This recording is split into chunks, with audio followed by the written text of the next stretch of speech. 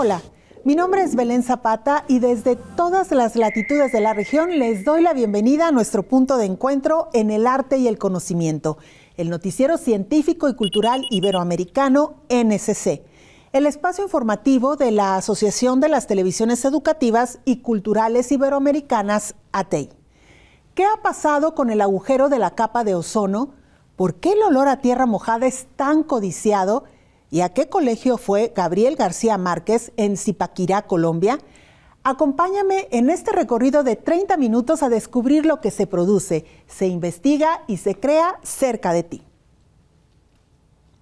El Sol es una estrella enorme que tiene un diámetro de 1,4 millones de kilómetros y está relleno de gases calientes que representan más del 99% de la masa total del sistema solar. Su temperatura alcanza los 5.500 grados centígrados en la superficie y más de 15 millones en el núcleo.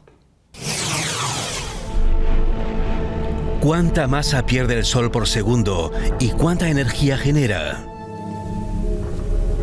Nuestro Sol es una enorme esfera de gas cargado eléctricamente. La luz ultravioleta y los rayos X permiten ver las enormes erupciones del campo magnético, llenas de plasma caliente. El diámetro de la Tierra es más de 100 veces menor que el del Sol. Comparada con este y las extremas fuerzas elementales que lo dominan, la Tierra es diminuta, prácticamente insignificante. El núcleo del Sol alberga la energía que lo hace brillar. A temperaturas de 15 millones de grados centígrados y una enorme presión, el hidrógeno se funde y se convierte en helio. La radiación liberada tarda unos 100.000 años en llegar hasta la superficie del Sol. Cada segundo convierte 4 millones de toneladas de materia en energía, algo insignificante para la magnitud del Sol. En comparación, esos 4 millones de toneladas equivalen al peso de más de 10.000 aviones de larga distancia a plena carga. Nuestra estrella también pierde masa debido al viento solar. Este flujo continuo de partículas atraviesa todo el sistema planetario y forma una burbuja protectora. El viento solar le quita al Sol 1 tonelada de masa por segundo. Y en tan solo un segundo, el Sol libera tanta energía como la que consumimos en la Tierra en 1 millón de años. Aunque se puede calcular con fórmulas, resulta casi inconcebible desde la óptica humana. Solo una ínfima parte de esta energía llega a la Tierra, ya que la luz disminuye con la distancia. El Sol se encuentra en la mitad de su vida. Seguirá suministrando calor y luz a nuestro planeta durante otros 4.500 millones de años. Durante su larga existencia, perderá apenas 1 milésima parte de su masa, prácticamente nada. Cuando haya quemado todo su hidrógeno, el Sol se convertirá en una gigante roja. Se inflará enormemente y lanzará al espacio entre el 10 y el 20% de su masa. Entonces habrá muerto. Antes habrá convertido a la Tierra en un lugar desértico e inhabitable.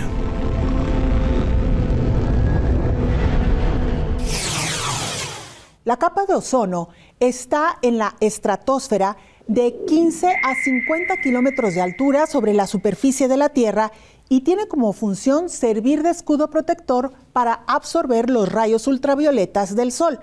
Esto es lo que ha pasado con el agujero que se está formando en ella.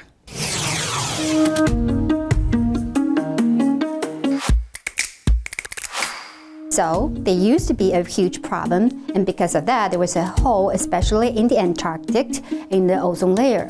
Ozone works as Earth's natural sunscreen. It prevents harmful UV radiation to come down to the surface to cause skin cancer and damage vegetation. Man-made substances such as chlorofluorocarbons, because they were so safe, they were used in a variety of applications, such as refrigerants or insulation foams. These gases have very long atmospheric lifetime and can find their way into the stratosphere. When up there, they can decompose and release chlorine and bromine atoms and destroy ozone. Although there are ozone-depleting gases everywhere in the atmosphere, the ozone hole forms in the Antarctic because of the special weather conditions there. The very cold temperatures in Antarctic can form ice clouds called polar stratospheric clouds. Special chemical reactions can occur on these clouds and destroy ozone and form a hole in the Antarctic during spring. The ozone-depleting gases have been regulated by the Montreal Protocol, which is an international agreement signed by all countries around the world. And because of this, their levels in the atmosphere has been decreasing. As a result, in recent years, the ozone layer has shown first signs of recovery, although there are still large year-to-year variabilities in its size and strength. But the whole world has worked together effectively to reduce the problem, and because of that, it is projected the ozone layer will recover and return to a healthy level by mid-century. Petricor es una palabra de origen griego derivada de petros, piedra, e ícor, un mineral presente en la sangre de los dioses. El término fue acuñado en 1964 por los geólogos australianos Isabel Joy Beer y R.G. Thomas. Sumando Ciencia nos dice qué es este característico olor a tierra mojada. Bienvenidos una vez más a Sumando Ciencia. El día de hoy hablaremos de ¿qué es el petricor? Seguramente te has preguntado el por qué nos gusta tanto ese olor tan característico a tierra mojada. Pero ¿sabes de dónde viene ese olor tan característico? Cuando dices que huele a tierra húmeda, en realidad lo que estás oliendo es una molécula producida por cierto tipo de bacteria. Esa molécula, conocida como geosmina, es producida por el Streptomyces. Las gotas de agua que golpean el suelo hacen que la geosmina se libere en el aire y, en consecuencia, sea mucho más abundante después de la lluvia. Bacterias, plantas e incluso rayos pueden contribuir a emitir ese agradable olor a aire limpio y tierra húmeda que experimentamos después de una tormenta eléctrica. A ese olor se le conoce como petricor. Este aroma ha sido perseguido por científicos e incluso perfumistas por su gran atractivo.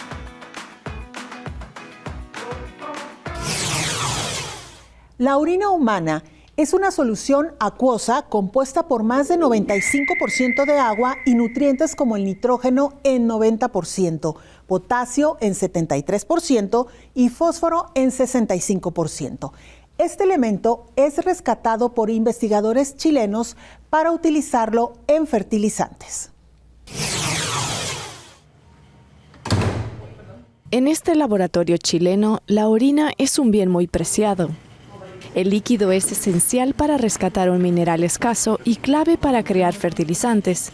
Se trata del fósforo. La producción mundial de fósforo se concentra en unos pocos países, entre ellos Marruecos, China, Estados Unidos y Rusia. Pero las reservas mundiales disminuyen y la guerra en Ucrania disparó el valor de los fertilizantes y sus componentes. En ese contexto, estos científicos trabajan en una alternativa sencilla para extraer el fósforo de la orina. Porque al final lo que pasa es que el fertilizante se utiliza para el cultivo. El cultivo nosotros lo comemos y parte muy pequeña de ese fósforo es absorbido y el resto termina en la orina humana. Y posteriormente se pierde por las aguas residuales. Entonces lo que nosotros buscamos es intentar cortar este sistema lineal y transformarlo en un proceso circular. Es decir, el fósforo, en vez de que se vaya por las aguas residuales, recuperarlo de forma de un producto que sea comercial y que tenga propiedades para ser utilizado como fertilizante. La orina ya se usa como fertilizante en países como Estados Unidos, Francia, Nepal o Ucrania. E inclusive los astronautas de la Estación Espacial Internacional lo reciclan para cultivar tomates. Pero no es fácil encontrar donantes voluntarios, por eso apelan al aporte de los 5 miembros del equipo de investigación, a familiares y amigos. Cuando comenzamos este proyecto, este fue yo creo que uno de los principales desafíos, convencer a la gente que nos donara su orina, porque queríamos hacer este estudio. ¿Por qué? Porque la gente piensa que los residuos, el agua residual, la orina son cosas, desechos que nos sirven, y eso está totalmente equivocado porque para el caso de la orina es una fuente importante de recursos. La misma agua, los nutrientes. Cuando uno empieza a saber más del tema o investigar y se entera como de las cosas que están pasando, para qué sirve el proyecto, obvio que a uno le da más ganas de aportar.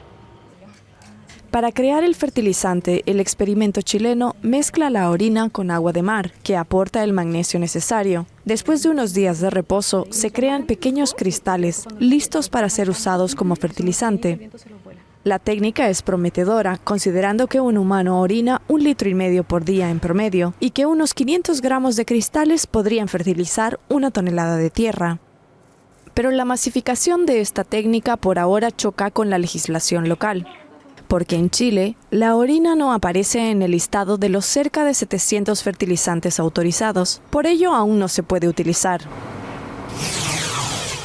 Las obras merecedoras de mención especial, premio o galardón en el Certamen Audiovisual Iberoamericano de Divulgación Cultural y Científica Createi son incorporadas al repositorio de Atei Media. La 4ª edición del evento se realizará en Cusco, Perú, en julio del 2024. Muy pronto, el Perú recibirá a los profesionales de los medios de comunicación más destacados de Iberoamérica. En julio, la ciudad del Cusco será sede de Createi, el evento que premia la creatividad y la innovación en la divulgación cultural y científica. El IRTP te invita a formar parte de esta gran experiencia, que promueve contenidos de calidad para el desarrollo de la educación en Iberoamérica. Una iniciativa de la Asociación de las Televisiones Educativas y Culturales Iberoamericanas. ATI, en favor de la creación de contenidos educativos, científicos y culturales. Está usted viendo NSC. Lo invitamos a que se sume a los canales de WhatsApp y Telegram.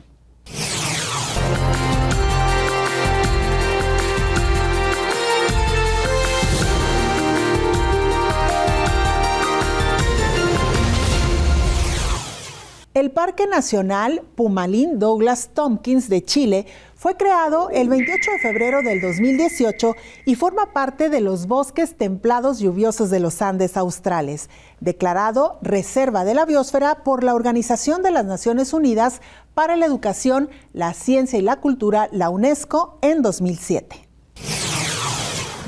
El Parque Nacional Pumalín Douglas Tompkins inauguró este lunes su centro de visitantes. Esta experiencia inmersiva simula con olores, sonidos, imágenes y narraciones un recorrido por las zonas claves del parque, una iniciativa creada para acercar a todos los públicos a la conservación.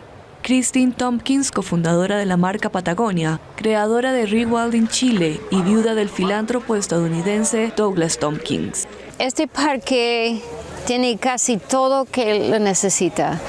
Más visitas, más jóvenes que cuando se van del parque entienden su relación con la naturaleza. A sus 73 años, Tompkins explicó el gran cambio de la mirada hacia la naturaleza de cuando era una niña a como es ahora, y asegura que la gran motivación entre los jóvenes es el temor que tienen de su futuro, donde se imaginan un planeta en el que no todo está bien.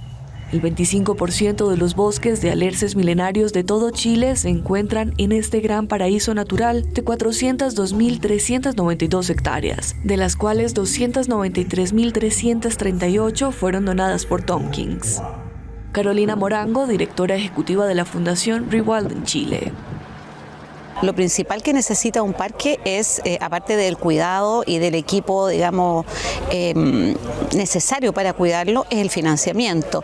Y ese financiamiento, que en Chile es muy bajo para los parques nacionales, tiene que ver con una mirada país hacia la conservación. El nombre oficial del parque Pumalín, al que ahora se le añade Douglas Tompkins, se modificó tras la trágica muerte de la persona clave en todo este recorrido, Douglas Tompkins, creador de este lugar, quien falleció en 2015 en un accidente de kayak. Ruanda ha progresado en educación, salud y cuestiones de género. Sin embargo, aún hay grandes desafíos porque la mitad de la población todavía vive en la pobreza y necesita ayuda para crear trabajo en zonas rurales y urbanas. Una mujer posee un kiosco solar que le ayuda a generar ingresos.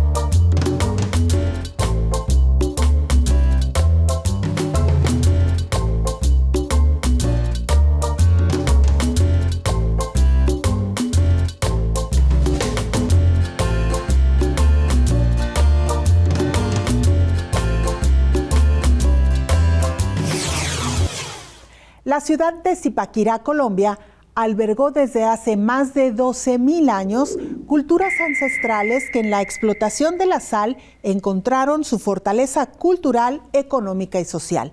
Su catedral está a 180 metros bajo tierra y también se localiza el Colegio de Varones, al que asistió Gabriel García Márquez. El espíritu narrador de Gabriel García Márquez no afloró solo por lo vivido en el Caribe colombiano, sino también por sus años de colegio en medio de las montañas de los Andes. El Liceo Departamental de Varones en Zipaquirá, a 1.000 kilómetros del Mar Caribe, es un destino obligado para el escritor Óscar Pantoja, que sigue aquí los rastros de la vida de estudiante del Premio Nobel. Para mí, el liceo, este colegio, este lugar, y él lo dice, él lo dice, yo aquí aprendí a escribir. ¿Qué es aprender a escribir? Es aprender a pensar. Yo creo que aquí García Márquez entendió y pensó las historias posiblemente para ser escritas. García Márquez llegó al liceo en 1946. Mucho ha cambiado desde entonces, incluyendo el clima y los usos de estos salones. Para García Márquez, llegar a este colegio era un premio por su desempeño académico, pero para sus profesores un castigo a sus ideas políticas. En su entonces el Liceo Nacional de Varones era un colegio donde llegaban todos los profesores castigados del país por su pensamiento progresista y de izquierda. Es decir, que Gabriel García Márquez se formó académicamente en su bachillerato al lado de un poco de maestros que tenían unas ideas que a veces podían parecer políticamente incorrectas y que efectivamente eso tuvo incidencia en la estructura de su pensamiento político. El apasionamiento por la literatura incluyó entonces el desarrollo de un periódico universitario que fue censurado por las autoridades locales de entonces. En ese momento hay un rumor de que en el Liceo Nacional de Varones de Zipaquirá, que es donde está hospedado, internado Gabriel García Márquez, dicen que tienen material subversivo. Imagínense, material subversivo. Entonces, ¿qué implica esto? Que llega el alcalde con la policía y les queman en el patio principal el trabajo de los muchachos, la Gaceta del Grupo de los 13. Muchos años después, ya no frente a aquel pelotón de fusilamiento intelectual, el Nobel García Márquez habría de retomar los pasos periodísticos que dio primero en el Liceo de Zipaquirá y más adelante en periódicos como El Espectador o El Heraldo. Al frente de la revista Cambio 16 en la década de los 90, Nelson Freddy Padilla tuvo la oportunidad de aprender de él. Lo teníamos a la mano casi todos los días. Era como el abuelo que lo sienta a uno en las piernas y le cuenta una historia, exactamente así. Él se quedaba con nosotros hasta las 3, 4 de la mañana y uno aprendía todo el tiempo de él. Desde este proyecto editorial crítico con el poder, García Márquez impulsó géneros periodísticos como el reportaje y la crónica. En el caso del periodismo, él siempre defendió que tuviéramos el respaldo de qué entrevistas hiciste, qué documentos tienes, qué grabaciones hay. Y yo creo que lo que defendería hoy en primer lugar es buscar la credibilidad en medio de un caos de noticias, la mayoría que pueden ser sensacionalistas o fake news, como llamamos hoy en día. Siguiendo su rastro, Óscar Pantoja y Cristian Sánchez encuentran la primera máquina de escribir que utilizó García Márquez. Sus primeras letras impresas eran poemas de un niño de provincia. Es una alegría intensa, es una alegría infinita, pero también ese como entender que podemos producir obras que las lee el mundo, que no solo tenemos que estar sentados esperando a recibir las obras y leerlas. Desde esta máquina de escribir, las palabras del estudiante Gabriel comenzaron a volverse universales. La magia de su mundo, que en Colombia parece ser lo real, lo cotidiano. El vidrio soplado es una técnica considerada como prehistórica. Los primeros datos sobre su fabricación se remontan al siglo I antes de nuestra era en la zona de Siria y después se propagó su uso al Mediterráneo y el Imperio Romano. En Cuba no es muy común este arte, por lo que un artesano trata de difundirlo. El patio de una vivienda familiar en La Habana sirve como taller desde hace más de una década al artista cubano Eduardo Viciana, uno de los pocos artesanos en la isla caribeña que domina el milenario arte del vidrio soplado. Ubicado en el municipio 10 de octubre, uno de los más poblados de la capital del país, Visiana busca difundir en Cuba el conocimiento y uso de la antigua técnica. En el caso nuestro particular, usamos vidrios reciclados, vidrio de desecho, de vidrio plano, de puertas y ventanas. Es lo que más usamos nosotros. Le agregamos algunos compuestos químicos como carbonato de sodio, selenito, cosas así para darle un toque artístico a la hora de trabajar. La producción del vidrio es compleja desde el punto de vista del tiempo y la cantidad energética que necesita. Ya. Tenemos que tener una temperatura elevada, muchísimas horas. Cuando hablo muchísimas horas, hablo de 365 días en el año, 1100 grados pegado en un horno. O sea que ya eso es un reto. La fabricación de cada pieza comienza en un horno artesanal de ladrillos refractarios de alta alúmina con capacidad de almacenamiento de 600 libras de vidrio y el cual alcanza hasta 1250 grados Celsius de temperatura. El vidrio soplado es un arte que requiere precisión, paciencia y un profundo conocimiento del material. De ahí que la UNESCO declaró esta técnica como Patrimonio Cultural Inmaterial de la Humanidad en 2023. Visiana, de 53 años, tiene una extensa formación en diferentes manifestaciones artísticas como pintura, cerámica, vitrales, restauración y joyería, y ha participado en importantes obras en la isla, como la reproducción de 200 piezas para las lámparas del Gran Teatro de La Habana durante la restauración del inmueble utilizando la técnica del vidrio soplado. Según Visiana, el milenario oficio del moldeado a mano del vidrio no está muy arraigado en la sociedad cubana, pues no existen muchos maestros que dominen la técnica. De ahí que su sueño sea incluir su estudio en la enseñanza artística del país. Con información de la oficina en La Habana, Cuba, Noticias Xinhua. Gracias por habernos acompañado en este viaje informativo del Noticiero Científico y Cultural Iberoamericano, NSC. Este espacio de encuentro no sería posible sin la colaboración y plataformas de los socios de ATEI y las agencias informativas AFP, EFE, Xinhua y la Deutsche Welle. Si quieren saber más, podemos estar comunicados a través de la web en Noticias NSC y las redes sociales. Nos encuentras como @NSC Iberoamérica en X, Facebook, Instagram y Dailymotion. Yo soy Belén Zapata y los espero en una próxima emisión.